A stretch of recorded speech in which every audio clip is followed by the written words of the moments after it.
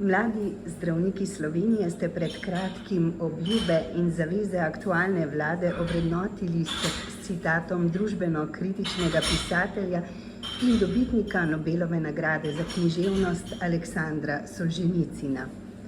Vemo, da lažejo. Oni vedo, da lažejo. Oni vedo, da vemo, da lažejo. Mi vemo, da oni vedo, da mi vemo, da lažejo, pa še zmeraj lažejo. Kako v smislu tega citata trenutno, po več kot 5 mesecih stavke zdravništva in javnega pozivanja k učinkovitejšemu ukrepanju za ohranitev javnega zdravstva, ocenjujete razmere, ki vplivajo tako na podaljševanje čakalnih dob, kot tudi na kakovost in varnost kliničnega dela? Kako po vaši oceni vlada dokazuje, da je, kot pravi, ohranitev javnega zdravstva njena prednostna naloga? Tako se bom izjasnil. Taksist je namreč, ko sem se pripeljal sem na intervju, povedal eno tako veliko modrost, na katero je marsikdo v Sloveniji že navajen, da je pač v bistvu to modrost internaliziral. Namreč gospod je povedal, zmeraj je lahko slabše. In vedno je lahko slabše.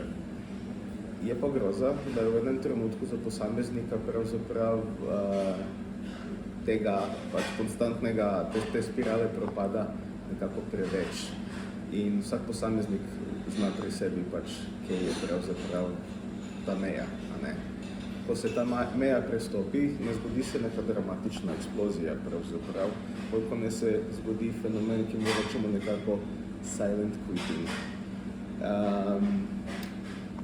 Ne krivimo vlado, da ona zdaj za magično palico mora vse in takoj pač popraviti. To je enostavno nemogoče. To je en avgijev hlev, pravzaprav to slovensko zdravstvo. Enostavno se ga ne gre zrihtati zdaj in takoj. Ampak krivimo jo, da je pravzaprav aktivno dela na tem, da se že tako slaba situacija, kot jo imamo, da se pravzaprav še aktivno slabša za tole vojno proti zdravniki. To smo priča tej zadevi pravzaprav iz vseh medijih, opazujemo celo stvar. Na družbenih medijih vlada pravzaprav je ugotovila, da ta vojna proti zdravnikom je nekaj, kar pravzaprav jim omogoča, da dobiva politične točke, da pravzaprav neko podporo javnosti pridobiva s tem, da se pač v bistvu gre nekega tačerizma proti zdravnikom. Zdaj, ne vem, kdo bo zmagal v tej situaciji, ampak bomo pač videli, kaj se pa na koncu zgodilo iz vsega tega. Pravzaprav vemo, da v takšni situaciji zmagovalca v resnici ne more biti. Posledice bomo pa občutili prav vsi, kaj ne? Seveda ne. Še eno zgodovinsko alegorijo bi lahko šli.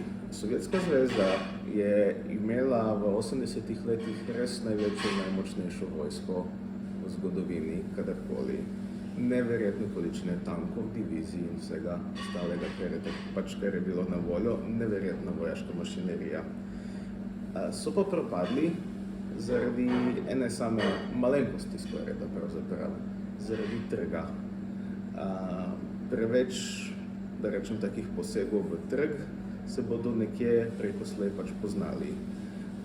Vlada se loteva tudi zdravstva precej tako populistično, ne, pravzaprav posegajo v trg, v redu, trg bo pač kompenziral določene stvari, ampak v enem trenutku pa se bo pravzaprav celotna zadeva, tako kot v Sovjetski zvezi, sesula. Takrat pa bodo posledice in pravzaprav me je takšnega scenarija nekako najbolj strah. Ampak trg pa nihče ni premagal. Te sovjetske divizije niso premagale trga, quite the opposite, trg je premagal njih. In Slovenija pa niti divizije nima. zakaj razmere, v kakršnih je primorano delovati naše zdravstvo in v katerih pravzaprav ni mogoče zagotavljati najbolj optimalne, predvsem pa ne ažurne in celovite zdravstvene oskrbe, sporočajo novim generacijam zdravnikov. Kako kot mladi zdravnik ocenjujete razmere v zdravstvu in kje vidite rešitve, s katerimi bi lahko izboljšali delovanje tega zelo kompleksnega sistema?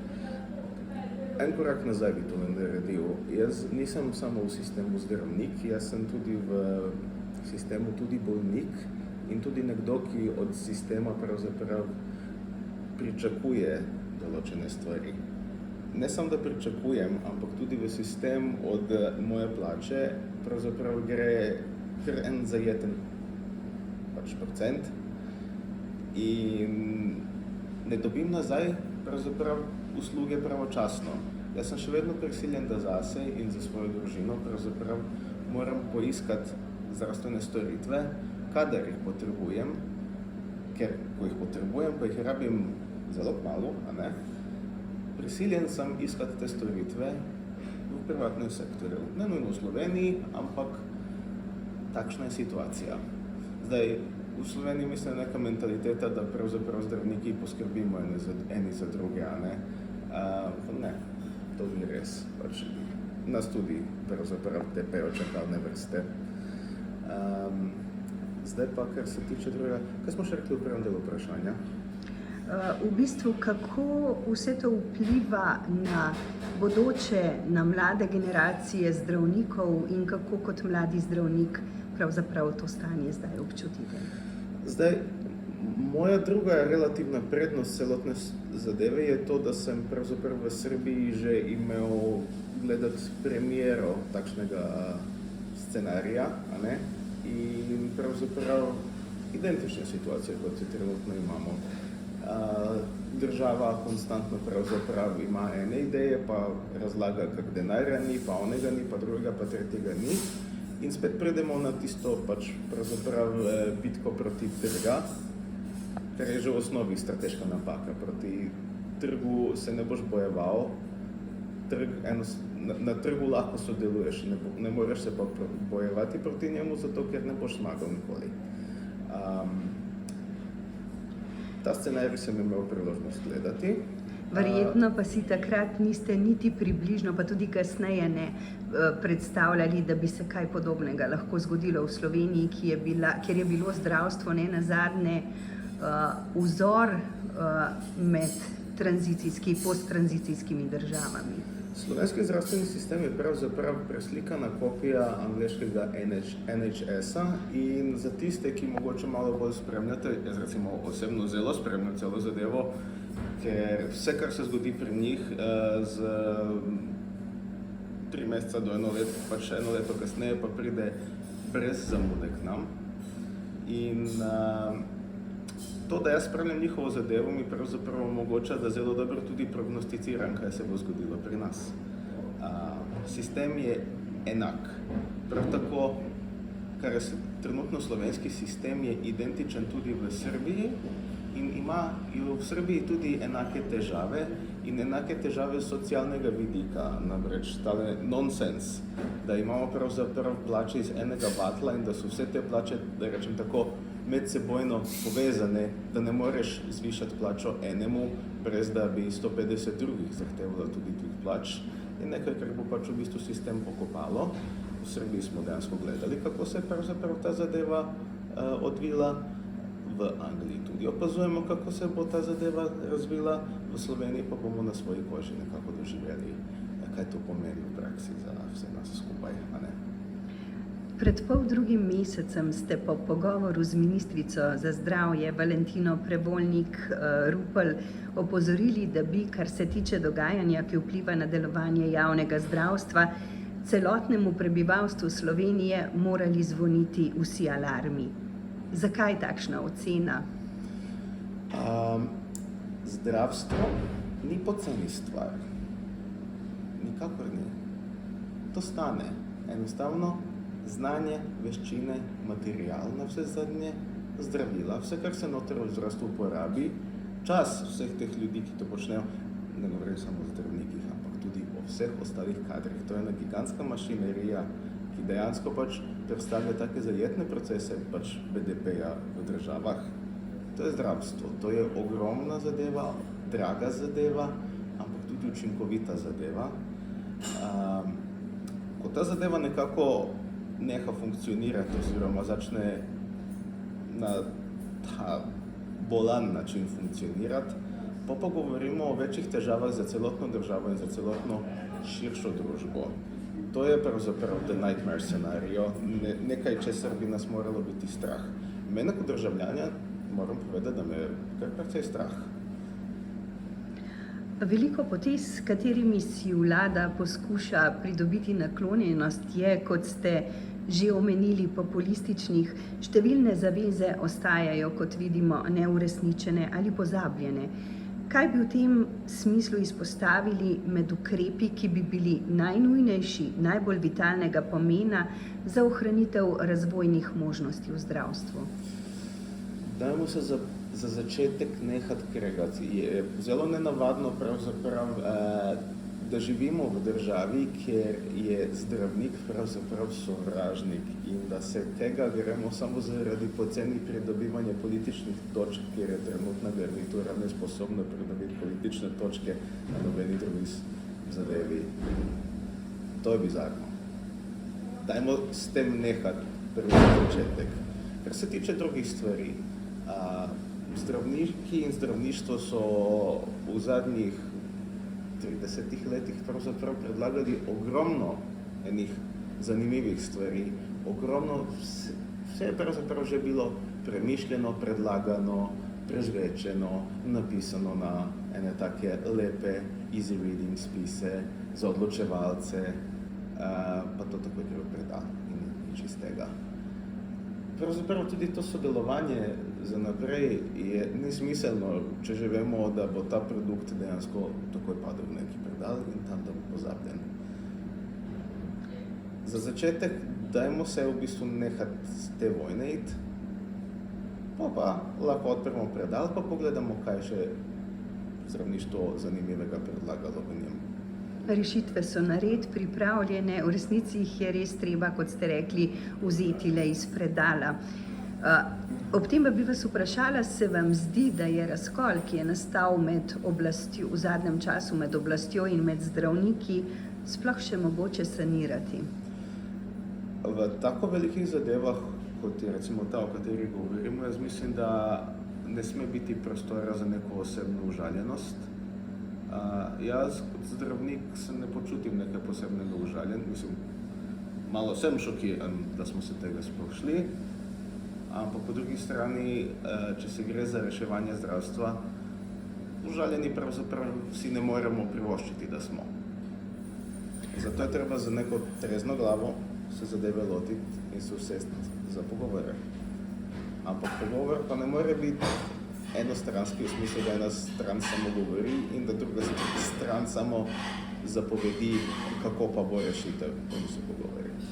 Predvsem pa se je treba zavedati, da nikakor ne gre za merjenje moči med eno in drugo stranjo, ampak da gre za skupni cilj pomagati bolniku, pacientu, ustvariti tak milje v zdravstveni sferi, da bo mogoče zagotoviti res kakovostno zdravstveno oskrbo. Ta cilj se ne smemo pozabiti. Bolnik mora vedno ostati v središču pozornosti obeh straneh. Ampak težava pa je v tem, da če se že gremo nekega boja mimo tega, vladna stran v takem boju enostavno ne more zmagati. Tako kot Sovjetska zveza ni premagala trga, tako tudi mislim, da trenutna politična garnitura v Sloveniji ne more ta trg premagati. Ne le čakalne dobe in vedno bolj pereče pomanjkanje kadra vseh profilov, ne le zdravnikov, ampak tudi delo v dotrajanih, nemalokrat sanitarno neustreznih prostorih ter preiskovanje, diagnostične preiskave z amortiziranimi zastarelimi napravami odslikavajo celotno podobo zdravstva, ki je, kar se tiče razvojnih izzivov, v marsičem omejeno. Ministrstvo za zdravje pozna te težave, Strateški svet za zdravstvo prav tako. le zgodi se nič, ali pa gre zgolj za manevre, ki se odmikajo v neoprijemljivo prihodnost? Kar se tiče infrastrukture v zdravstvu, je to tudi ena taka delikatna stvar. Moje osebno stališče za infrastrukturo, to se da enostavno narediti. To ne sme pravzaprav biti neka stvar, ki bi naše zdravstvo omejevala, zato ker prva in najpomembnejša stvar, da so zdravstvo ljudi. Če ljudi ni, ostanejo samo stene. Ne dvomim, da bodo to lepe stene, da bodo to zelo z okusom arhitektonsko projecirane stene, a ne? Ampak brez ljudi pa to ni nič. Ta bolnišnica, ki oni načrtujejo zgraditi, ta poliklinika, ki jo mislijo narediti, mogoče novi univerzitetni klinični center, ki ga mislijo zgraditi, ali karkoli že načrtujejo, sam po sebi ne bo zdravil človeka. Če človeka tam noter poležeš, ne bo se pozdravil sam od sebe. Enostavno zadeva ne funkcionira tak. In jaz dejansko mislim, da bi preko to nujno bolj pomembno preko to, da se poskrbi za ljudi, ki so zaenkrat še vedno v tem sistemu. Kakšen bo nasplošno gledano po vaši oceni doprinos te vlade k izboljšanju razmer v zdravstvu? Tu se pa trudim se do cele zadeve nekako biti apolitičen, glede na to, da me politična scena v Sloveniji niti malo ne privlači. Ampak ta vlada pa njen podpis v tej zgodbi slovenskega zdravstva bo zelo negativna, tako kot smo zdaj zaenkrat v tej trajektoriji, a ne? Morda se dotakneva še enega področja. Nasilni ekscesi v zdravstvu so zagotovo nekaj, česar tu ne bi smelo biti. Ker se kljub pozivom tako zdravnikov kot medicinskih sester ni zgodilo praktično nič, kar bi pomagalo ustaviti oziroma preprečiti tovrstne dogodke, tako za zaposlene kot za paciente, jim zagotoviti varno delo, varno okolje, sta pobudo za spremembo kazenskega zakonika prevzeli zdravnici. Toda kot vse kaže in kot opozarjate tudi mladi zdravniki Slovenije, se trenutno tudi pri tovrstnih demokratičnih poteh, vzvodih močno zatika, pa verjetno ne le zaradi stavke javnega sektorja. To je ena izmed takih bolj grdih bojišč, na katere smo pristali. Spomnimo, mladi zdravniki smo po tistem intervjuju, ko smo ga takrat pred Ministrstvom za zdravje naredili, a ne, takrat smo se dobili z ministrico in takrat smo res prišli z olivno vejico tam. Dejansko smo tam prišli, da bi malo nekako ta dva nasprotujoča si bregova dali vsaj malo bolj skupaj, a ne. Ministrici smo takrat ponudili, da nas podpre, tudi če nas ne more podpreti kot politična funkcija, to tudi razumemo, ampak kot državljanka, pa mislim, da bi nas lahko podprela in da bi samo ta simbolična gesta, se pravi en sam dodaten podpis na tej inicijativi, ki jo zdaj podpisujemo, mislim, da bi veliko pomenila. Ne, tudi to ni bilo mogoče. Ona je se takrat v bistvu nekako začela zapletati v to, ja, pa za nam je koalicija, pa moramo se zmeniti, pa ne moremo niti tega narediti. Niti take malenkosti, kot je en mali podpis državljanke, nismo uspeli dobiti, tako da smo tu pravzaprav nekako že imeli priložnost videti, koliko je ura in v katero smer gremo tudi pri tem. Zdaj pa, kar se tiče drugih stvari. Najbrž ste zasledili, da smo mladi zdravniki zelo, zelo šokirani, jezni. Kaj se dogaja pravzaprav z tole peticijo, ki smo jo pravzaprav promoviramo, da se jo podpiše? Že mesec dni, pa še nekaj je od tega, ko je to prišlo ven. Od tega časa je večino časa pravzaprav tale aplikacija na e-upravi bila v okvari. Konstantno imajo neke težave z backendom, konstantno rečejo, da vloga ni bila sprocesirana. Tisti counter, ki v bistvu šteje, koliko je bilo podpisanih, nikoli ne dela. in kar smo še tudi zasledili in tudi dokumentirali, je da šteje nazaj. Se pravi, en dan smo imeli 2200 neki, pa je že naslednji dan bilo 1800 neki, pa so v bistvu zadevo kar zaprli, čeprav ni potekal, to se mislim, da 10. junija zgodilo. Se pravi, po manj kot enem mesecu so zaprli pravzaprav celo anketo. En izmed naših članov je dejansko šel vprašati, kaj zdaj to, 60 dni je zakonski rok, ne? Pa so nam celo povedali, da je to poteklo. Ja, rok so praktično prepolovili, kaj ne? Tako. Pa so dejansko ugotovili, da mi vse te zadeve dokumentiramo, pa so se kar opravičili, pa so odprli nazaj. Takrat pa je v bistvu števec začel ponovno od nule. Se pravi, zdaj je dejansko vprašanje, ki ga tako nekako odprto želim tudi ministrici Stojmenovi Duh nekako v tem trenutku jo vprašati. Kako mislite, da vas lahko jemljemo kredibilno? Kje so pravzaprav ti naši glasovi podpore? A jih kuhate tako, kot kuhate spletno stran? To ni več v bistvu nabiranje poceni točk s tem, da se pač v bistvu zdravniki tale oblast krega. To je direktni napad na demokracijo in če se že gremo tega, situacija v tej državi je zelo slaba. Hujša kot zdravstvo, o kateri govorimo. V tem konkretnem primeru bi bil pravzaprav edini pravi pristop, da bi se zbiranje podpisov lahko začelo na novo. Pri tem pa bi se omogočilo, da bi postopki delovali nemoteno. Ministrica je tudi na Twitterju želela odgovoriti, pač napisala en taki kisli tweet, pa x, ne vem, kaj zdaj bolj politično korektno se reče, kjer je pokazala, da pravzaprav vse te vloge, da so dejansko šle skozi, ampak je tudi pokazala, da 27% vseh oddanih vlog v tem času pravzaprav je bilo neveljavnih, oziroma da niso še naprej. O čem si mi tukaj govorimo? Kakšno je to delovanje njenega resorja, da niti tako preprosto stvar, ko je pravzaprav nabiranje podpisov, če že elektronski podpis veljaven, da niti tega ne morejo na backendu speljati, da tu prešteje te glasove. Sama ta zadeva, da je bilo 27 neveljavnih, neizpolnjenih vlog, 27% je podlaga za odstop.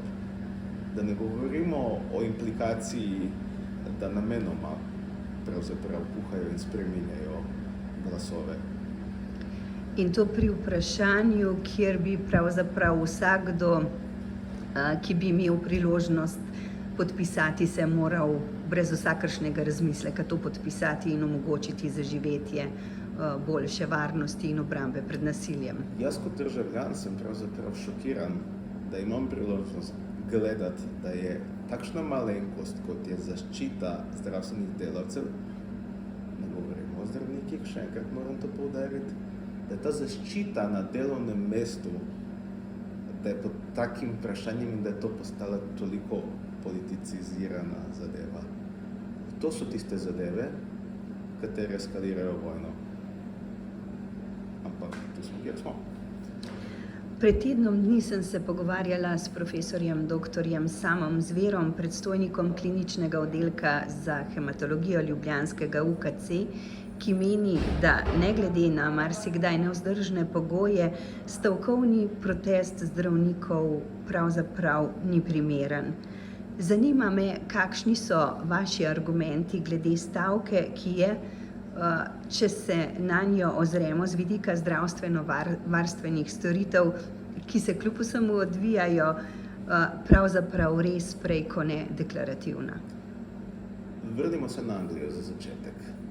Pri njih je stavka, pač oni nimajo besede pravzaprav za stavko, oni tem govorijo kot industrial action, ker je nekako izraz, ki je tudi meni malo bolj blizek, so neke, da rečem tu, jezikovne variacije v celotni zadevi. Pravzaprav oni se tega njihovega industrial actiona lotevajo nekoliko drugače.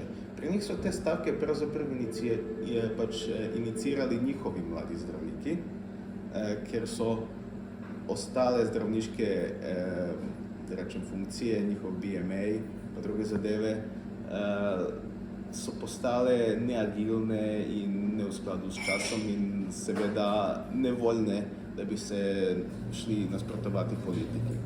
A ne? Pri njih stavka poteka takole, tako kot recimo pri nas imamo za praznik.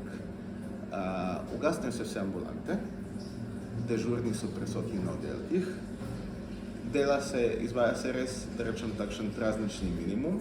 Če se kaj dogaja, seveda pripravljeni smo pač v bistvu maksimalno delati za reševanje življenja, ampak delo je prilagojeno takšni situaciji.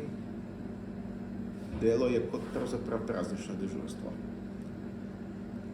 To je prava stavka zdravnikov. Če bi se šli takšne stavke, jaz mislim, da bi se ta sistem, če bi 3 dni se pravzaprav šli na takšno stavko, bi sistem že pokleknil. Takrat bi se pokazale vse hibe, vse pomanjkljivosti, manjko kadra, logistike, slaba organizacija, to bi vse priplavalo na površje v najbolj boleči obliki. Meni osebno ni jasno, zakaj se tega pravzaprav ne gremo. Zdravnik, evo spet izhajam nekako iz onkologije, moramo se zadeve nekako bolj kot ne lotevati radikalno. Se pravi, da ko je pač prisotna neka težava, ukrep za razrešiti to težavo mora biti radikalen, da zagotovi radikalnost celotnega posega. Brez tega ne gre. Pacanje, to, da v bistvu zadeva traja nešteto dolgo, ne bo prišla nikamor. Zdaj trenutno pa zadevo pacamo.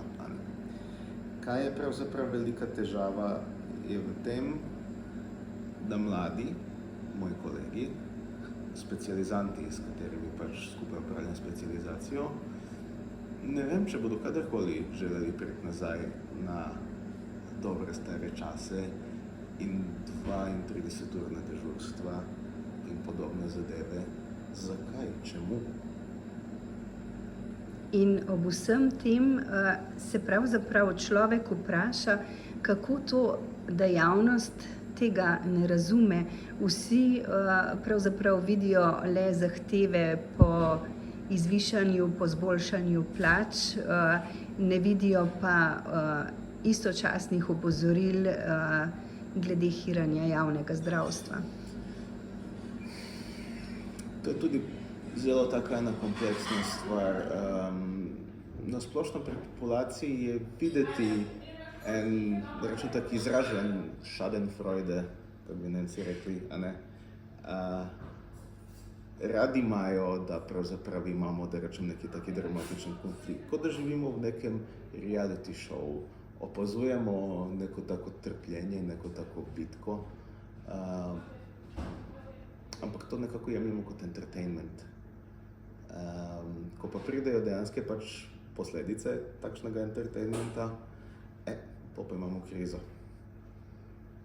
Ki pa jo, vsaj zdi se tako, še vedno mnogi jemljejo kot del nekake zabave, če to sodimo tudi po komentarjih na družbenih omrežjih in tako naprej. Zdi se, da ni pravega racija. Tudi to je demokracija, pravzaprav volja populacije in pravzaprav jaz mislim, da spet smo prišli nazaj na tisto, da politika uporablja pravzaprav tako resno zadevo za nabiranje poceni političnih točk, ampak tudi to je nekako trg in tudi ta trg bo v enem trenutku naredil korekcijo. Zdaj pa kaj bo ta korekcija obsegala in kako bo to vse skupaj izgledalo po korekciji, lahko dojemamo pač nekako oziroma primerjamo z drugimi sistemi, kjer se takšna korekcija že zgodila.